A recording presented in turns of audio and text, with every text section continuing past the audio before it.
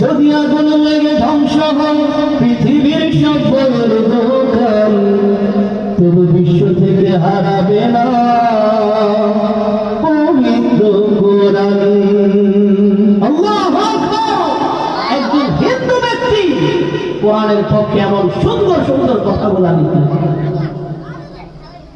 যদি আগুন লেগে ধ্বংস হয় পৃথিবীর সব বইয়ের দোকান, তবু বিশ্ব থেকে হারাবে না